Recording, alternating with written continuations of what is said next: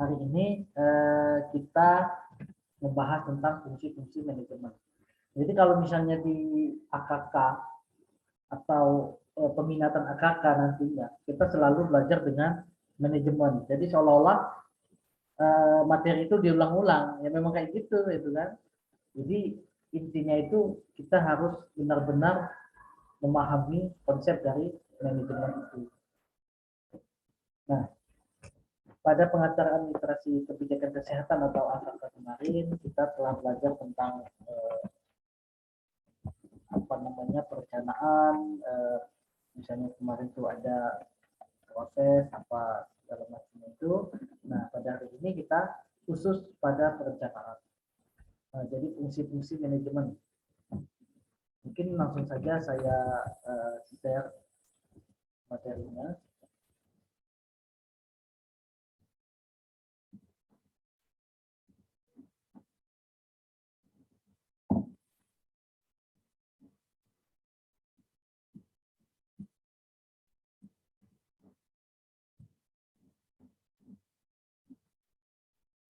Pak Sandra sudah tampil? Siap, sudah Pak. Sudah Pak. Jadi hari ini kita akan belajar atau membahas tentang fungsi-fungsi manajemen. Aktivitas manajemen itu mencakup spektrum atau kajian yang sangat luas. Sebab dimulai dari bagaimana menentukan arah organisasi di masa depan, menciptakan kegiatan-kegiatan organisasi, mendorong terbinanya kerjasama antara sesama anggota organisasi, serta mengawasi kegiatan dalam mencapai tujuan. Jadi manajemen ini bukan hanya mengurusi yang akan sekarang, tetapi sudah dapat menentukan arah organisasi untuk di masa depan atau bagaimana akan terjadi, bagaimana yang akan dilakukan, dan apa yang akan terjadi di masa yang akan datang. Menciptakan kegiatan-kegiatan organisasi, mendorong terbinanya kerjasama antar sesama anggota organisasi, serta mengawasi kegiatan dalam mencapai tujuan. Nah, menurut Terry, mengemukakan bahwa manajemen provides effectiveness to human effort. It helps achieve better achievement plan, offices, products, service, and human relation. Pendapat ini menjelaskan betapa pentingnya peranan manajemen dalam mencapai efektivitas usaha manusia, terutama untuk membantu pencapaian yang lebih baik dalam pendayagunaan peralatan, lahan, kantor, produk, pelayanan, dan hubungan manusia dalam organisasi. Jadi sangat penting sekali peranan manajemen ini dalam mencapai efektivitas dan efisiensi usaha manusia, ya, usaha kita, untuk membantu tercapainya tujuan kita lebih baik dalam mendayagunakan, dalam melakukan kegiatan yang menggunakan peralatan, lahan, atau sebagainya. Kalau misalnya kita telah membuat atau manajemen itu telah berjalan dengan baik, maka akan terjadi suatu capaian yang efektif dan efisien. Nah, jika kita berbicara tentang manajemen, maka kita harus melakukan atau memahami fungsi-fungsi dari manajemen tersebut. Yang pertama ada perencanaan atau planning. Planning ini meliputi pengaturan tujuan dan mencari cara bagaimana untuk mencapai tujuan tersebut. Nah, planning ini telah dipertimbangkan sebagai fungsi utama manajemen dan meliputi segala sesuatu yang manajer kerjakan. Nah, di dalam planning, manajer bisa memperhatikan masa depan.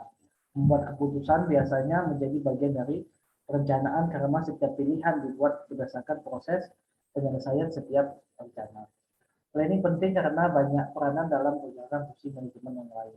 Contohnya, setiap manajer harus membuat rencana kerja yang efektif di dalam kepegawaian organisasi. Nah, planning ini memang satu kegiatan ya, kegiatan perencanaan untuk mengatur tujuan kita mencari bagaimana cara yang tepat dan efisien dalam mencapai tujuan kita. Planning juga dapat membangun atau membuat manajer memperhatikan masa depan. Jadi kita bisa meramal. Jadi bukan meramal, tapi kita bisa mempunyai satu goal, tujuan kita, apa yang mau kita inginkan, sehingga kita menyusun perencanaan itu. Nah, untuk perencanaan sendiri kita harus lakukan dengan menggunakan beberapa faktor, yaitu SMART, spesifik, measurable, achievable, realistic, dan time. Untuk spesifik itu merupakan perencanaan yang jelas, maksud maupun lingkupnya tidak terlalu lebar dan tidak terlalu idealis. Nah, jadi kalau misalnya kita membuat planning atau menentukan, tadi kan kita telah melakukan identifikasi kan sebelum melakukan perencanaan, ada sebuah masalah, kita akan coba pecahkan sehingga kita harus melakukan perencanaan. Nah, di dalam perencanaan ini kita harus mempertimbangkan yang pertama tadi yaitu spesifik. Nah, bagaimana masalah yang tadi, masalah kita tadi, kita tentukan dulu secara spesifik apa, ruang lingkupnya bagaimana. Nah, ini jangan terlalu lebar dan jangan terlalu idealis atau terlalu, saya harusnya mau kayak gini ini ya. Kadang kan kita akan kesulitan sendiri dalam merealisasikannya. Nah, measurable artinya program kerja atau rencana dapat diukur dengan keberhasilannya. Jadi kalau kita buat perencanaan itu ya masuk akal gitu kan, misalnya kita perusahaan kita itu contohnya kayak program studi S2 magister kita ini dalam waktu sampai mungkin 15 tahun ke depan akan unggul dalam bidang pengendalian penyakit melalui pendekatan faktor dan sistem informasi pada tahun berapa 2036 misalnya kayak gitu kan, atau 2000 berapa. Nah, jadi itu tuh kayak mana keberhasilan itu dicapai seperti apa, misalnya kalau kita berhasil artinya kita bisa mengidentifikasi atau mencegah atau menyarankan untuk pencegahan penyakit yang berbasis pendekatan faktor-faktornya tadi, misalnya penyakit diare, apa yang menyebabkan faktor-faktor diare. Nah, jadi kalau misalnya kita telah melakukan kajian itu, nah dari kajian itu kita mendapatkan misalnya airnya tidak bersih, misalnya kan akses air bersihnya kurang, tidak tuh lingkungannya yang kumuh gitu. Nah, jadi pemerintah itu dapat melakukan atau melaksanakan suatu kegiatan atau suatu program untuk memberikan akses air bersih dan membantu membersihkan atau meningkatkan kualitas lingkungan yang jadinya kumuh harus dibersihkan, misalnya ditata lagi atau masyarakat tadi diberi tempat yang ya walaupun tidak bagus tetapi dia layak untuk hidup sehat. Jadi kalau misalnya kita dalam waktu 15 tahun tadi itu apa capaiannya begitu. Nah, misalnya banyak perkembangan yang telah kita lakukan, contohnya tadi kayak diare itu kan, nah sekarang dia tidak diare lagi. Nah, itu berarti kan tingkat keberhasilannya bisa diukur. Nah, achievable dapat dicapai, jadi bukan angan-angan. Nah, kalau misalnya kita unggul dalam pencegahan penyakit melalui faktor risiko tadi, kita bisa mencapai itu ya, bukan cuma angan-angan kita. Misalnya pada tahun 2030 nanti misi kita mencapai ini unggul di dunia kayak gitu. Nah, kita kan harus sadar diri juga apakah kita mampu untuk mencapai angan-angan atau tujuan kita tadi. Jadi dalam melakukan itu kita harus memperhatikan juga penunjang, misalnya SDM kita atau sarana prasarana, akses kita dan sebagainya. Nah, realistik artinya sesuai dengan kemampuan dan sumber daya yang ada. Nah, ini. Jadi kalau misalnya kita membuat tujuan itu ya dapat dicapai gitu dengan melihat kenyataan kita yang sesuai dengan kemampuan yang ada gitu kan. Tidak terlalu mudah dan tidak terlalu sulit, tetapi tetap ada tantangan. Nah, jadi walaupun yang namanya tujuan atau target itu ya harusnya lebih tinggi dari yang apa yang kita mampu gitu. Nah, jadi kita mempunyai tantangan di situ. Nah, ada sebatas waktu. Nah, jadi dibilang kalau misalnya kita kumpul di 2035, artinya kan dalam batas waktu itu gitu. Nah, ini kan ada perbulan semesteran atau tahunan. Nah, kita ambil yang tahunan. Sehingga mudah dinilai dan dievaluasi. Nah, itu pun dalam 15 tahun itu bisa kita bagi-bagi lagi.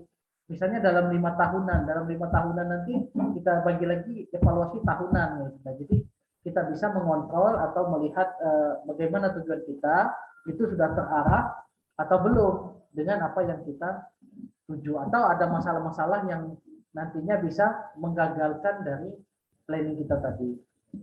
Nah, ini ada langkah-langkah perencanaan kesehatan. Yang pertama, analisis situasi. Jadi langkah ini dimulai dengan menganalisis data laporan yang telah dimiliki organisasi data primer mengkaji laporan. Nah, biasanya kalau di puskesmas yang informasi yang saya dapatkan atau yang saya tahu itu, dia misalnya kita akan melakukan suatu kajian atau merencanakan anggaran di tahun 2022, artinya di tahun 2021 paling lambat di bulan Maret kita harus mengumpulkan data-data yang tahun sebelumnya. Biasanya 2 tahun dari tahun 2019 sampai 2020. Nah, masalah-masalah itu kita kumpulkan paling lambat di bulan Maret 2021. Kita analisis, kita susun, ya, mungkin ada yang menggunakan fishbone atau menggunakan metode yang lain, sehingga kita mendapatkan atau merumuskan akar masalahnya. Nah, apa yang menjadi masalah, apa yang menjadi strategi kita rencanakan di akhir September itu sudah harus kita fixkan. Jadi sudah bagus di bulan September. Nah, selebihnya dari bulan September sampai ke Desember itu kita melakukan persiapan untuk menjalankan perencanaan kita di awal tahun 2022. Nah, kalau misalnya kita telah melakukan atau merencanakan hal tersebut, pastinya kita tidak akan merasa kesulitan atau kita mempunyai strategi, jadi kita tinggal menjalani apa yang akan kita lakukan. Nah, sekarang yang tugas kita kalau misalnya sesuatu atau perencanaan kita itu sudah kita mulai implementasikan, maka kita harus mengobservasinya atau mengevaluasinya serta mengontrolnya sehingga tujuannya nanti akan tercapai. Yang kedua, identifikasi masalah. Nah, kalau tadi kita melihat analisis situasi, bagaimana data laporan misalnya kan yang dimiliki oleh instansi tersebut, kita mengkaji itu bagaimana secara wawancara dan sebagainya itu. Nah, ini bertujuan untuk mengumpulkan jenis data. Jadi dengan kita menganalisis itu, kita mengumpulkan data sebanyak-banyaknya sehingga perencanaan kita akan menjadi lebih baik jika data yang kita dapatkan tadi banyak. Nah, selanjutnya ada identifikasi masalah dapat diperoleh dari berbagai cara, yaitu kita lihat laporan kegiatan yang ada, kita melakukan surveillance epidemiologi atau pemantauan penyakit di lingkungan, survei kesehatan yang khusus diadakan untuk mulai masukan rencana kesehatan dan hasil kunjungan lapangan supervisi dan sebagainya. Jadi identifikasi masalah ini petugas-petugas kesehatan itu melihat laporan atau melakukan surveillance ke lapangan untuk mendapatkan data-data yang dibutuhkan atau yang menjadi masalah di lingkungan tersebut. Yang ketiga, menetapkan prioritas masalah. Kegiatan identifikasi masalah menghasilkan banyak masalah. Nah, karena keterbatasan sumber ini, kita harus melakukan prioritas masalah. Nah, kalau misalnya dari identifikasi masalah kita mendapatkan 10 masalah, nah kita kan tidak mungkin semuanya kita bisa jalankan. Mungkin ada 3 atau 4 yang bisa kita jalankan secara langsung. Nah, itulah gunanya kita melakukan prioritas masalah. Jangan sampai masalah yang terpenting itu kita lambat atau kita malah lakukan duluan, yaitu padahal itu bisa nanti. Nah, jadi jangan sampai hal itu terjadi. Dengan adanya prioritas masalah, sehingga kita akan dapat Berapa yang fix itu? mengetahui apa Jam 1. yang tepat atau yang sebaiknya kita lakukan Yaudah ya. sekarang.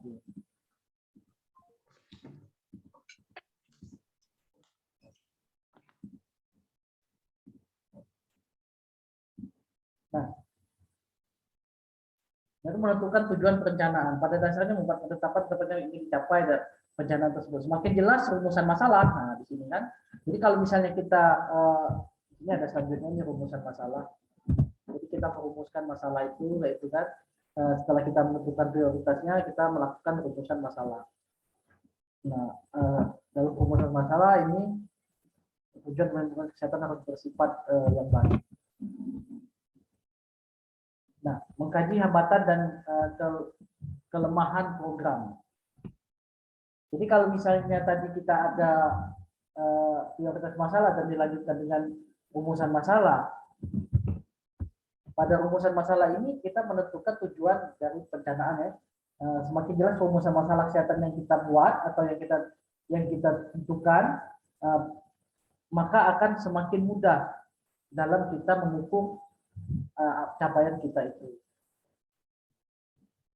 Nah, sama ini perumusan masalah juga harus bersifat smart juga.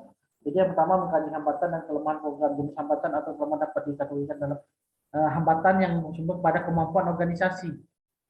Jadi kemampuan ini bagaimana? Misalnya motivasi kerja tetap rendah, pengetahuan dan keterampilan kurang, arus informasi tentang pelaksanaan program tambahan, peralatan yang belum tersedia. Nah, jadi hambatan yang bersumber pada kemampuan organisasi ini dia sangat masif. Jadi semuanya itu jadi masalah seperti motivasi staf kerjanya itu rendah, gitu kan, pengetahuan tentang keterampilan yang akan dilakukan itu kurang, arus informasi itu lambat, gitu kan.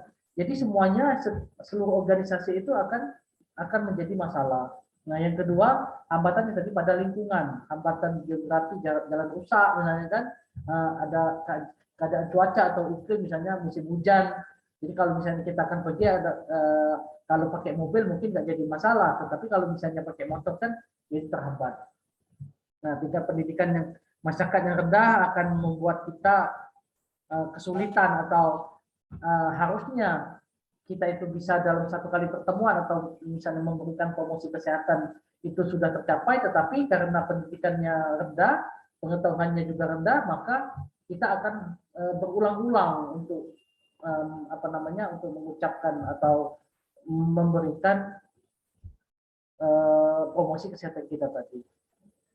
Nah, ada juga masalah perilaku masyarakat yang kurang ini ya, yang yang tidak aktif dalam partisipatif, sehingga kita agak sulit. Mereka ini ngerti nggak atau mereka ini seneng nggak kalau misalnya kita lakukan seperti ini. Nah, selanjutnya dari langkah-langkah penyusunan tadi yaitu penyusunan rencana kegiatan. Rencana kegiatan adalah uraian tentang kegiatan yang akan dilakukan untuk mencapai tujuan.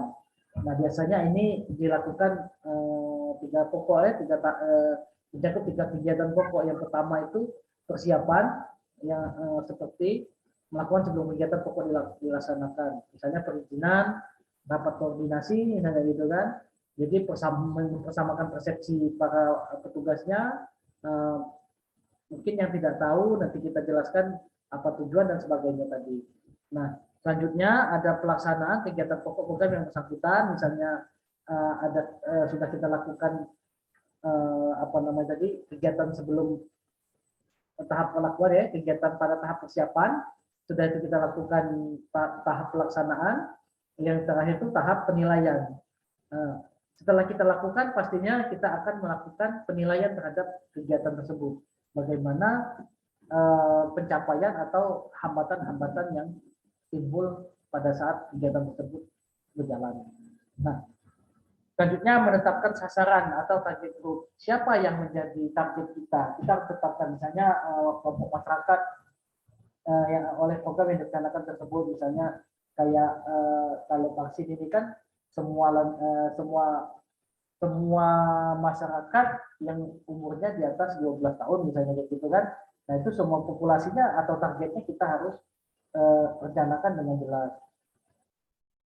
Nah, selanjutnya menyusun jadwal pelaksanaan dan organisasi staf. Waktu yang ditetapkan dalam perencanaan adalah sangat tergantung dengan jenis perencanaan dibuat serta kegiatan yang ditetapkan dalam organisasi dan staf dalam hal ini digambarkan atau diuraikan sekaligus staf yang akan melaksanakan kegiatan tersebut. Di samping itu juga tugas atau job desk-nya itu ya, job description-nya itu masing-masing staf pelaksanaan tersebut. Jadi kita harus jelas dalam melaksanakan atau membuat jadwal-jadwalnya karena di dalam organisasi itu bukan satu dua orang yang kerja tetapi banyak orang sehingga kita harus menjadwalkan dan memberikan job desk mereka dengan jelas dan benar itu. Jadi mereka dapat melakukan itu dengan tepat dan efisien. Nah, selanjutnya rencana anggaran pelaksanaan rencana evaluasi. Mulai dari persiapan sampai dengan evaluasi biasanya rencana biaya dikelompokkan menjadi ada biaya personal ya, biaya operasional, biaya sasaran dan fasilitas, biaya penilaian. Nah, sama tadi kan kalau misalnya tadi dalam pelaksananya tadi ada tahapan persiapan, ada pelaksanaan dan evaluasi. Nah, semua ini ada anggaran biaya. Misalnya di dalam persiapan berapa anggarannya dan apa saja yang perlu disiapkan. Yang kedua pelaksanaan tadi berapa biayanya dan kita dalam melakukan evaluasi berapa biayanya. Nah, tadi yang pertama tadi ada planning, yang kedua pengorganisasian ya, organizing. Setelah fungsi perencanaan, pengorganisasian dilakukan langkah yang paling penting juga atau mewujudkan sasaran dengan memberdayakan organisasi yang sudah terorganisir. Jadi kalau misalnya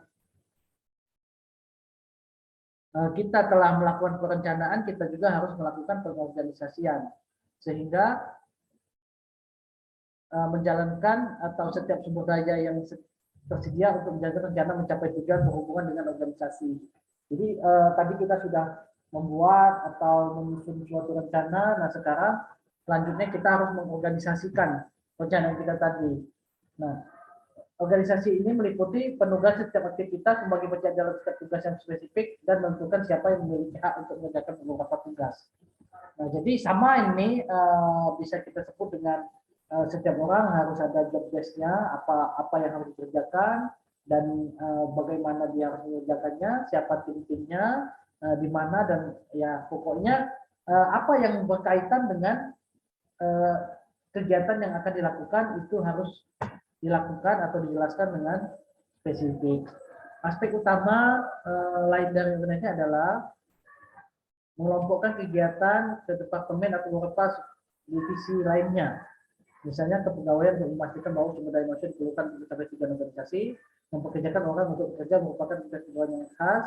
Pegawai adalah suatu aktivitas utama terkadang dikatakan sebagai fungsi yang terpisah dari organizing. Nah, jadi kalau misalnya kita dalam melakukan suatu kegiatan, setelah kita lakukan perencanaan, ya tadi kita melakukan organizing. Nah, dalam organizing ini tidak kalah pentingnya yaitu kita harus mengelompokkan kegiatan ke departemen atau beberapa divisi lainnya atau lintas sektor tadi. Jadi apa-apa yang bisa kita organisasikan atau kita butuh siapa saja yaitu selain dari organisasi yang ada pada kita. Nah, ini biasanya kita pada kepegawaian gitu kan. Terkadang juga kepegawaian itu terpisah dari organisasi.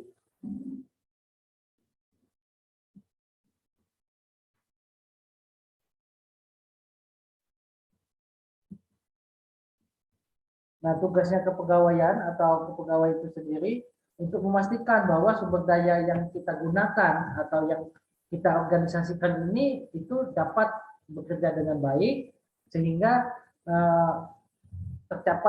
dapat mencapai tujuan dari organisasi tersebut. Nah, ini ada pelaksanaan auditing yang ketiga. Setelah kita melakukan pelaksanaan, kita melakukan pengorganisasian. Nah, yang ketiga kita dalam pelaksanaan. Dalam pelaksanaan ini ada beberapa prinsip yang harus dipegang. Yang pertama yaitu prinsip yang tertuju pada sasaran di mana dalam melaksanakan fungsi auditing penting mendapatkan dukungan dari fungsi-fungsi yang lain seperti planning, staffing, dan controlling yang efektif. Nah, jadi kalau di dalam melakukan pelaksanaan organisasi atau suatu kegiatan, nah, penting untuk mendapatkan dukungan dari fungsi-fungsi yang lain. Nah, bagaimana planningnya, bagaimana organizingnya, ada staffingnya, dan controllingnya berjalan atau tidak.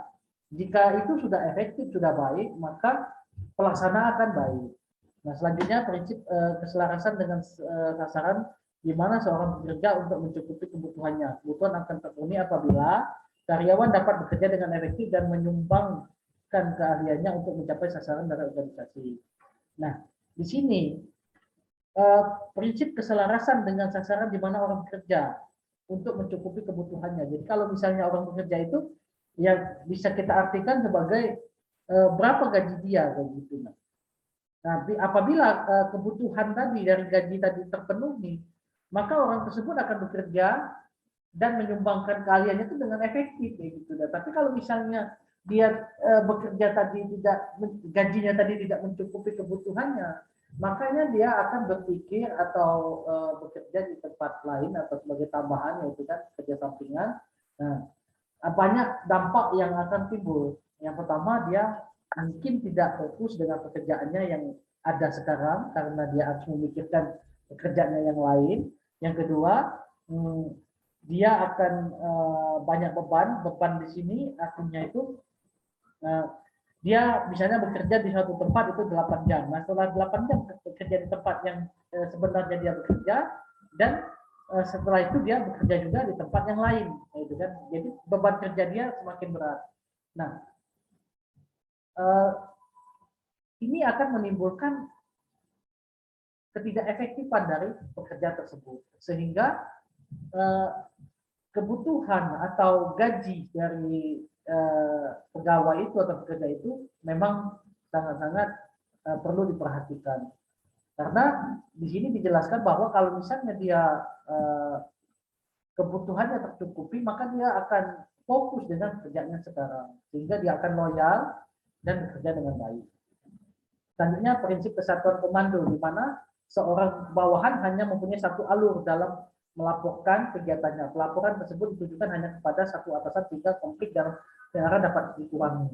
Nah, ini juga terkadang banyak yang melakukan atau banyak yang mengatur kan. Jadi membuat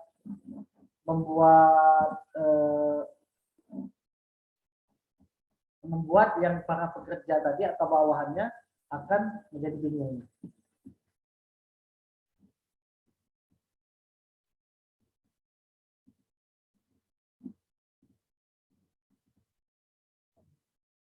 Diajukan hanya kepada satu atasan dengan konflik ya. Tadi kalau misalnya kita telah melakukan prinsip tadi di mana seorang bawahan tadi kalau misalnya cuma satu komando, misalnya lakukan ini gitu kan, sudah lakukan kalau misalnya. Tapi kalau misalnya ada beberapa komando, orang menjadi bingung lah. Kan bapak itu nyuruh kayak gini, nah ibu itu nyuruh kayak gini. Jadi apa yang mau kita kerjakan? Gitu. Jadi prinsipnya itu harus dalam satu komando.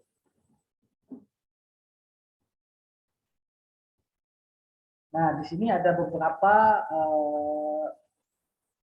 metode yang diungkapkan atau dikemukakan oleh Josh Terry dalam melakukan uploading, mensukseskan uploading. Yang pertama ialah seseorang apapun tugasnya sehingga dia merasa beradanya di dalam kelompok atau organisasi menjadi penting.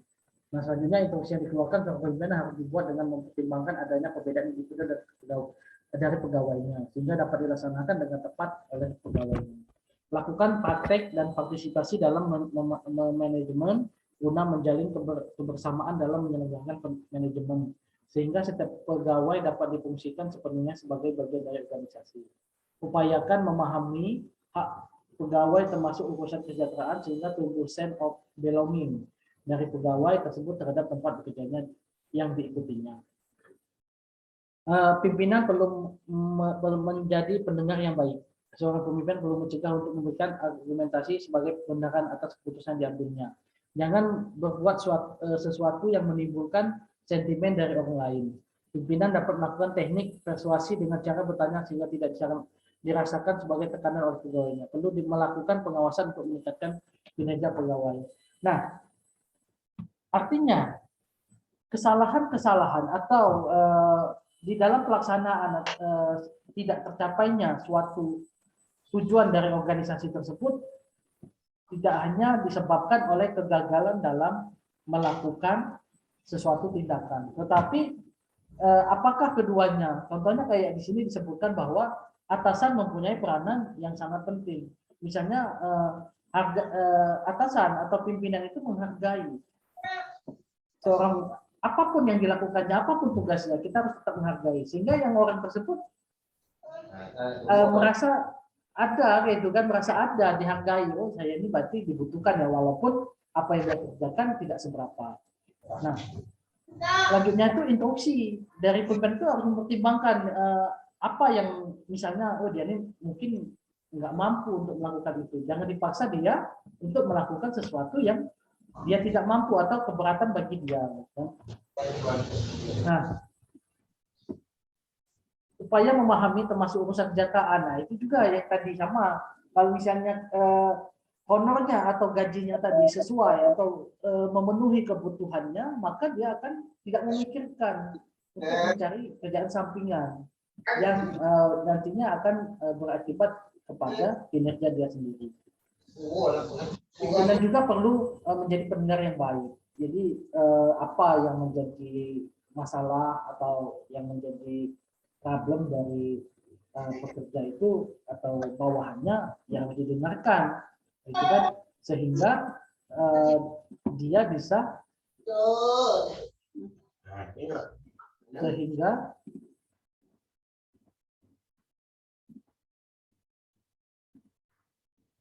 sehingga seorang itu dapat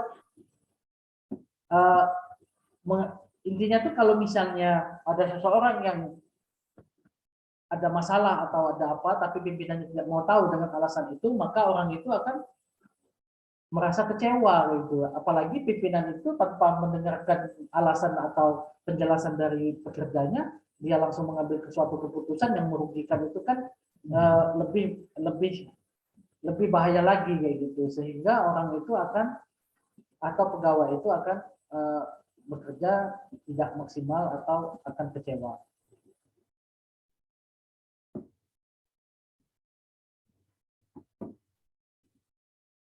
Nah, setelah dilakukan pelaksanaan atau telah terjadinya pelaksanaan suatu organisasi, perlu adanya pengawasan atau controlling. Nah, pengendalian kerja controlling yaitu kegiatan pengawasan terhadap pelaksanaan kerja meliputi kegiatan pemeriksaan, pengujian apakah pelaksanaan konstruksi sesuai dengan prosedur dan rujukan yang telah ditetapkan dalam pelaksanaan. Fungsi pengendalian pengawasan merupakan suatu unsur manajemen untuk melihat apakah segala kegiatan dilaksanakan telah sesuai dengan apa yang direncanakan tadi, apakah itu sudah berjalan dengan baik, apa masalahnya, nanti dilakukan pembenaran atau misalnya dia keluar jalurnya, maka kita harus memperbaiki atau mengetahui itu sejak dini sehingga kita tidak terlambat dalam melakukan perbaikan atau evaluasi. Nah, sasaran pengawasan sesungguhnya disarankan pada upaya mencapai hal-hal berikut. Sasaran pengawasan itu yang pertama kebijakan dan strategi. Bagaimana kebijakan strategi yang telah ditetapkan atau sesuai dengan jiwa dan semangat perusahaan dan strategi yang dimaksud. Anggaran yang tersedia. Para anggota masih benar-benar berorientasi pada pelangsungnya hidup. Penyediaan dan pemanfaatan sarana prasarana kerja, standar mutu hasil kerja terpenuhi semaksimal mungkin, prosedur kerja diataati oleh semua pihak. Jadi kalau misalnya dalam melakukan pengawasan, ya unsur-unsurnya harus terpenuhi. Bagaimana kebijakan dan strateginya? Apakah anggaran itu tersedia? Bagaimana para anggota organisasi? Apakah benar-benar sudah berorientasi kepada tugas-tugasnya atau belum, gitu kan? Bagaimana penyediaan dan pemanfaatan sarana dan prasarana yang telah disediakan? Tadi kan dalam perencanaan kita telah melakukan perencanaan. Nah, kita juga telah menyiapkan apa-apa yang dibutuhkan di dalam menunjang tercapainya perencanaan tersebut. Nah, itu kan artinya kalau misalnya perencanaan itu telah dilakukan dengan baik, sehingga kita harus melakukan atau pemanfaatan sarana dan prasarana itu sudah sudah baik juga, karena tidak mungkin tidak ada kekurangan dari sarana dan prasarana, kecuali kalau misalnya memang planningnya atau perencanaannya kurang baik, sehingga banyak hal-hal yang kurang pada saat pelaksanaan atau yang pelaksanaan atau uploading tadi. Nah, kita juga harus menentukan standar mutu hasil kerja penuh maksimal mungkin. Jadi setiap pekerja itu harus melakukan pekerjaannya semaksimal mungkin, gitu kan. Jadi mutunya itu standar, gitu kan, bisa melakukan pekerjaan dengan baik. Nah, khususnya ditaati oleh semua pihak. Nah, jadi kalau prosedurnya harus dibuat dengan sedemikian rupa sehingga orang dapat melakukan dan mentaati itu dengan baik. Nah, berkaitan dengan tujuan di atas, sebenarnya pengawasan sebagai proses terdiri atas 3 langkah. Yang pertama mengukur perbuatan, kedua membandingkan perbuatan dengan standar yang ditetapkan dan menetapkan perbedaannya, memperbaiki penyimpangan yang tindakan dengan tindakan pembetulan. Jadi kalau misalnya kita di dalam pengawasan itu intinya tuh ada 3 langkah. Yang pertama kita mengukur perbuatan dulu. Bagaimana perbuatan mereka atau apa yang dia kerjakan itu. Nah, membandingkan pekerjaan mereka dengan standar, sudah sesuai standar belum pekerjaan mereka ini. Nah, kalau misalnya ada perbedaan, ya kita lihat bagaimana perbedaannya. Ini bisa menggagalkan atau mengganggu dalam proses pelaksanaan suatu planning kita atau enggak. Jika itu ini, ya kita harus melakukan perbaikan penyimpangan dengan tindakan pembetulan apa yang seharusnya dilakukan. Oh, kamu nggak bisa melakukan ini. Kalau misalnya kamu melakukan ini kan sudah terlalu jauh dari atau tidak bisa mencapai tujuan. Jadi kamu harus melakukan ini yang sesuai dengan planning kita atau sesuai dengan prosedur kita. Mungkin itu saja yang dapat saya sampaikan untuk fungsi-fungsi manajemen. Dari Bapak Ibu, apakah ada yang ingin disampaikan atau yang mau memberikan penjelasan atau contoh dari fungsi-fungsi manajemen di tempat-tempat pekerjaan?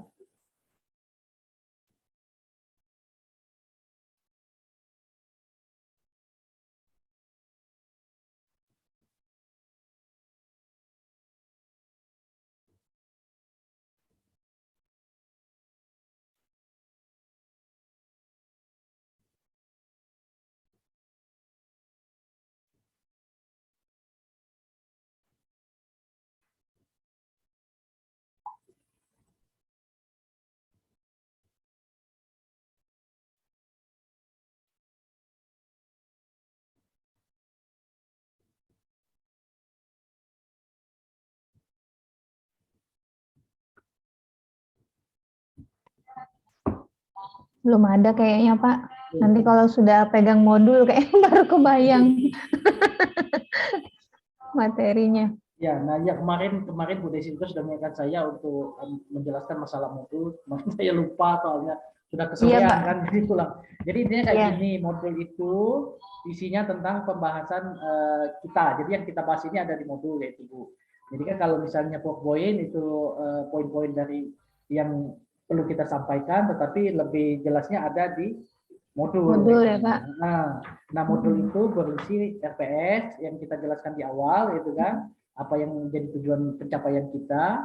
Nah setiap pertemuan nanti ada tujuan dan pencapaian pembelajaran. Nah setelah itu materi. Jadi kita kan harus ada tujuan. Nah tujuan kita itu dijelaskan di bawah, yaitu di materinya. Yeah. Nah, jadi terakhir itu ada pertanyaan. Nah, ini yang bisa disebut dengan kuis tadi. Kan kita kan kemarin sepakat kalau misalnya setelah pertemuan ini, misalnya kan kayak materi apa, fungsi-fungsi 1 kali pertemuan. Artinya setelah pelajaran ini kita langsung ada kuis kayak gitu. Tapi kalau misalnya ada sub bahan ajar tadi 2 kali atau 3 kali pertemuan, artinya dalam 3 kali pertemuan itu cuma 1 kuis kayak gitu. Nah, yang kuis-kuis tadi itu kan nanti sudah ada di modul. Jadi tadi ada FPS di halaman depannya. Nah, setiap sub bab tadi pertemuan, yang sub bahan ajar tadi itu ada capaian pembelajaran, tujuan dari pembelajaran kita apa, kayak gitu kan. Nah, saya menjawab apa yang menjadi tujuan, saya jelaskan di bawah. Nah, di akhirnya nanti di apa namanya? Setelah uraian materi tadi ada yang namanya kuis. Nah, kuis tadi pertanyaan untuk melihat apakah Bapak dan Ibu telah memahami kayak gitu kan dari materi yang kita ini. Nah, saya siapkan untuk ininya apa lembaran menulis ininya tadi ada formatnya kayak gitu kan. Kemarin Bu Desi minta yang bergaris, jadi saya buat yang bergaris kayak gitu.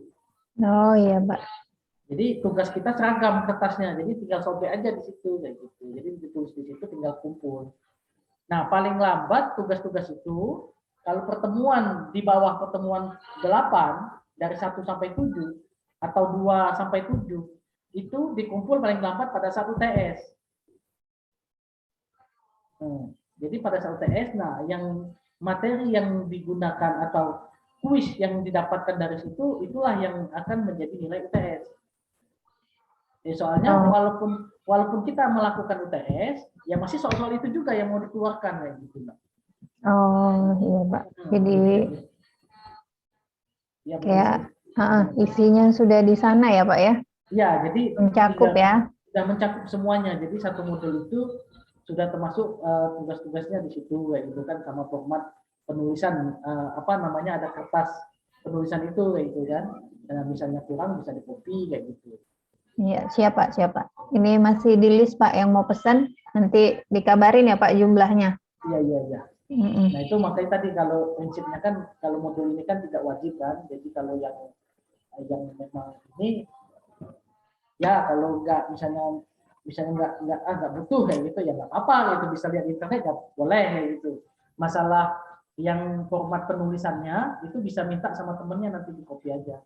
Kan ada yang lembaran tadi Bu, ada code-nya nanti kan misalnya pertemuan keberapa gitu kan tentang apa nanti tinggal ditulis aja di bawahnya kayak gitu. Nah yang format kertasnya tadi itu bisa minta sama teman yang ada modul atau copy aja. Gitu. Oh iya, siap Pak. Sudah diinformasiin kemarin Pak kalau modulnya bebas. Oh iya. Makasih Pak Verly. Ya, makasih, Bu. Nah dari penjelasan kita tentang perencanaan atau fungsi-fungsi dari manajemen tadi ada ketanggapan?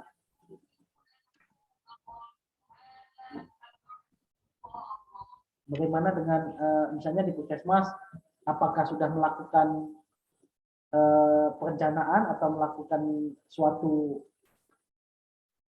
pengorganisasian ya, misalnya kita akan melakukan suatu apa namanya penganggaran atau apapun itu atau suatu kegiatan telah melakukan kegiatan planningnya sudah ditentukan, sudah tuh bagaimana dengan organisasinya, bagaimana dengan pelaksanaannya dan apakah sudah dilakukan evaluasi.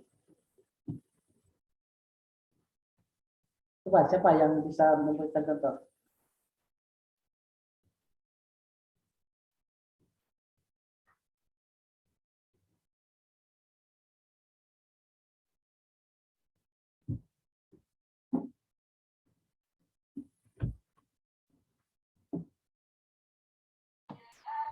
Ya izin ya Pak. Ya Bu. Ya kalau di Puskesmas tuh namanya P3 Pak. Jadi ya seluruh kegiatan kan kita juga ada perencanaan Pak ya, manajemen perencanaan, kemudian juga ada pengawasan dan pengendalian juga. Nah untuk apa namanya prosesnya biasanya di akhir tahun Pak.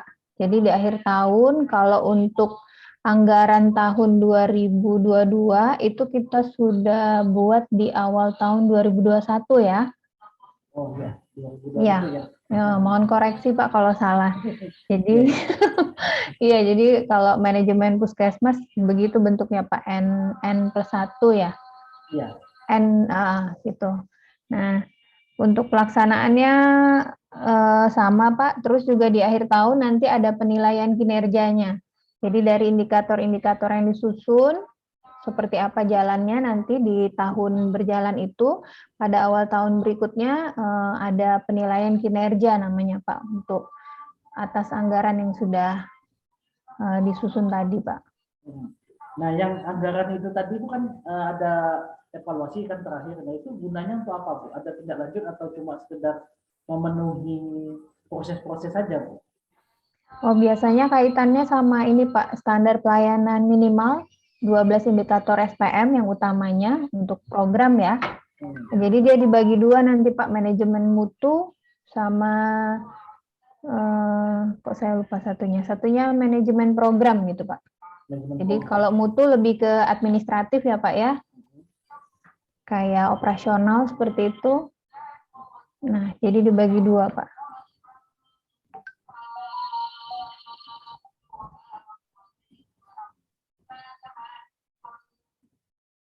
Nah, tadi kalau misalnya ada contoh dari teman yang lain tadi, dia bilang masalah untuk yang penganggaran itu, ya tadi yang saya sebut tadi, dia melakukan misalnya untuk anggaran 2022. Nah, anggaran 2022 ini telah dilakukan perencanaan di 2021 awal yang seperti Desi bilang tadi, ya kan? Nah, itu paling lambat. Nah, pertama kali yang dilakukan itu pengumpulan data. Nah, data yang dikumpulkan atau sebagai acuan ini di tahun 2019 dan 2020 kayak gitu. Nah, dari 2020 sampai 2020, nah data-data ini maksimal waktu yang dikumpulkan itu sampai bulan Maret. Jadi dari itu tadi telah dilakukan analisis. Apa sama Bu seperti itu Bu? Kalau kita sebelum Maret malah Pak. Oh, itu sebelum Maret Bu ya. Jadi secepatnya Bu ya. Jadi perencanaan itu di tahun sebelumnya gitu Pak. Tapi memang nanti realisasinya ada perbaikannya boleh sampai dengan bulan itu tadi ya Pak ya, sebelum apa namanya perubahan ya. Jadi kan kalau misalnya kita banyak masalah, banyak yang kita kaji gitu, atau cakupan puskesmasnya lebih banyak kayak gitu kan. Jadi membutuhkan waktu yang panjang kayak gitu. Tetapi secepatnya yang selambat-lambatnya itu di bulan Maret gitu kan. Iya, iya Pak. Bulan Maret gitu. Iya nggak terima lagi. Iya kan. Udah jalan, udah ketok palu kan ya Pak. Udah pengesahan istilahnya. Udah pengesahan. Iya betul. Bagaimana kalau di rumah sakit? Apa sama seperti itu kalau misalnya melakukan suatu perencanaan atau untuk membuat suatu kegiatan gitu kan?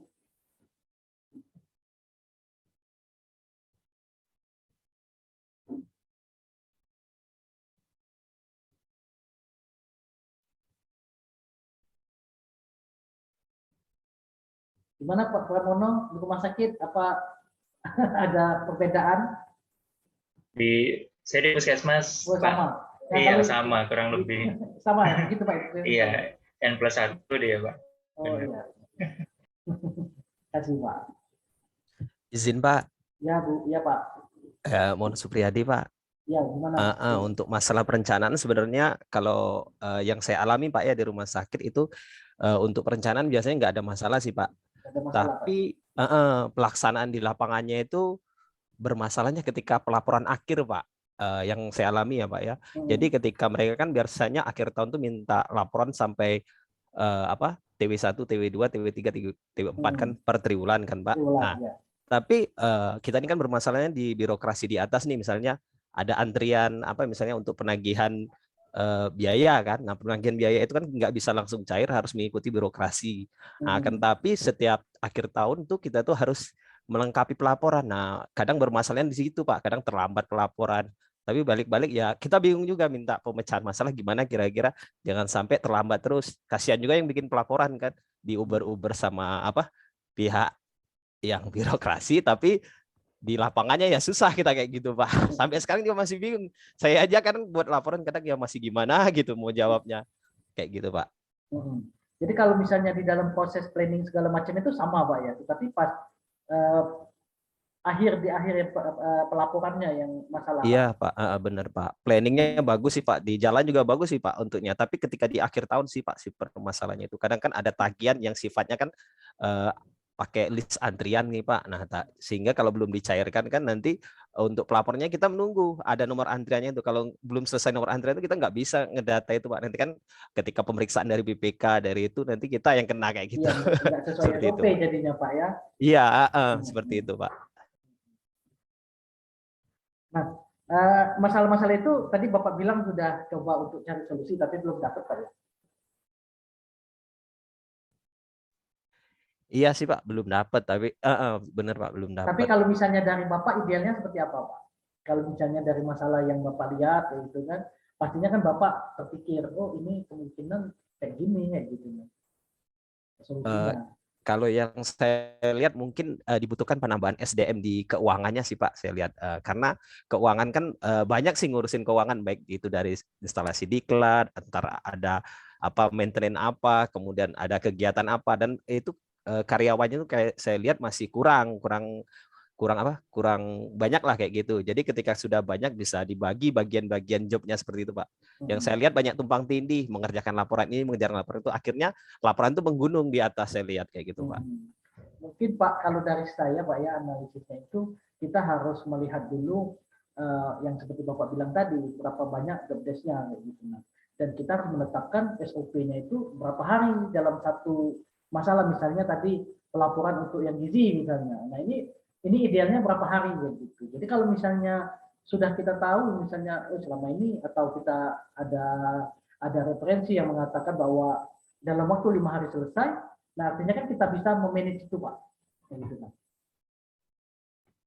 Ya, siap Pak, siap Pak. Ya, nanti Bapak lihat dulu, ini mungkin bisa Bapak kaji Pak, kalau memang ini walaupun bukan untuk tugas akhirnya, tetapi minimal untuk dari sekarang ini Bapak bisa melihat yang perlu kita ketahui.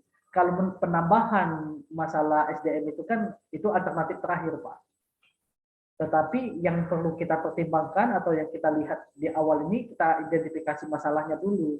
Apa aja misalnya job desk yang akan dilakukan, gitu kan.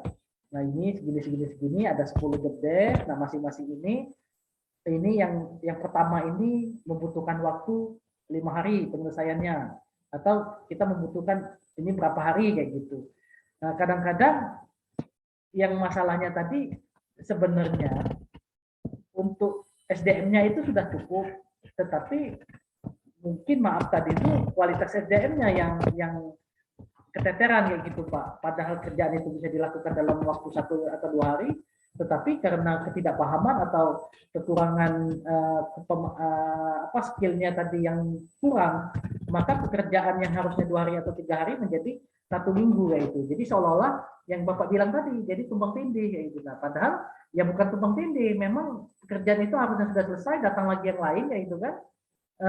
Yang lain tadi datang lagi yang lain. Nah, penilaian kita atau yang kita ketahui jadinya tumpang tindih, padahal enggak tumpang tindih, tapi memang si pekerja tadi yang dia mungkin strateginya tidak ada untuk menyelesaikan masalahnya itu, atau bagaimana cara kita bekerja, misalnya dari gizi ini harusnya 3 hari selesai pelaporannya, sudah dia buat laporan 3 hari selesai, dan nanti dia melakukan antrian yang lain, jadi dia bisa memanage Pak.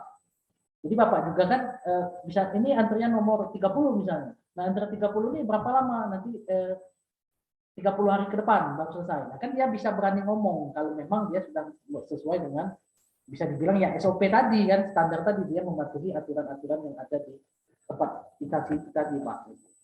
Mungkin itu Pak. Siap Pak, terima kasih masukannya Pak. Sedikit Ya. banyak sudah menambah wawasan Pak. Iya. Ya benar-benar Pak. Jadi kan yang itu tadi yang paling penting tadi, kita mengidentifikasi masalahnya dulu Pak. Dan itu masalahnya baru kita lihat ininya tadi apa namanya, pekerjanya bagaimana. Nah kita nggak bisa melihat pekerjanya itu, oh dia ini nggak bakal bilang kayak gitu. Apa yang laporan yang dimasukkan ini juga sudah sesuai standar kayak gitu. Nah, atau dia malah mau ngerapiin laporannya, aturannya kan dia bukan urusannya untuk merapikan laporannya tadi. Nah, tetapi gara-gara laporan yang disampaikan atau yang masuk ke dalam bagian keuangan tadi berantakan, yang harusnya ini sudah bagus atau sudah rapi dari instansi sebelumnya, misalnya dari bagian gizinya tadi sebelum masuk ke dalam bagian keuangan. Jadi bagian keuangan tadi yang merapikan dulu. Padahal waktunya tadi sudah langsung dikerjakan untuk laporan keuangan, tetapi dia mengerjakan untuk merapikan datanya. Jadi menambah satu. Nah itu juga bisa jadi masalah juga Pak. Jadi tidak cukup kita lihat dari ininya, tapi intinya sekarang Bapak awalnya melihat permasalahan itu dulu, diidentifikasi dulu. Nah setelah Bapak tahu, oh ternyata memang tidak rapi dari yang sebelumnya kayak gitu kan. Jadi itu juga harus dibilang juga, harus diberi teguran ke yang bagian sebelum masuk ke situ. Nah, jadi kamu itu sebelum data-data masuk ke dalam keuangan harus dirapikan dulu. Soalnya kalau tidak rapi itu yang menambah waktu atau menambah pekerjaan dari si pekerja bagian keuangan. Itu aja, Pak. Baik Pak, terima kasih banyak Pak. Iya. Mungkin ada yang lain masalah-masalah yang terjadi di lapangan kayak gitu kan.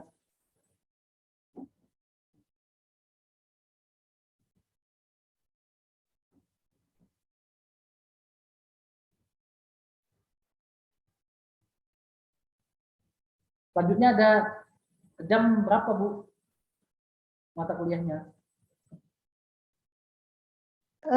Setelah ini Pak Riko, Pak. Jam berapa, Bu? Sudah, Bu, ya? 10.40 ya. Oh, ya udah, mungkin saya cukupkan sampai di sini untuk pertemuan kita hari ini. Lebih dan kurang saya mohon maaf. Terima kasih atas perhatiannya. Saya tutup dengan Assalamualaikum warahmatullahi wabarakatuh. Waalaikumsalam Waalaikumsalam warahmatullahi wabarakatuh. Mari, Pak. wabarakatuh. Terima kasih kasih, banyak Pak. Pak. Terima kasih Pak Perli. Ya, terima kasih, Bu.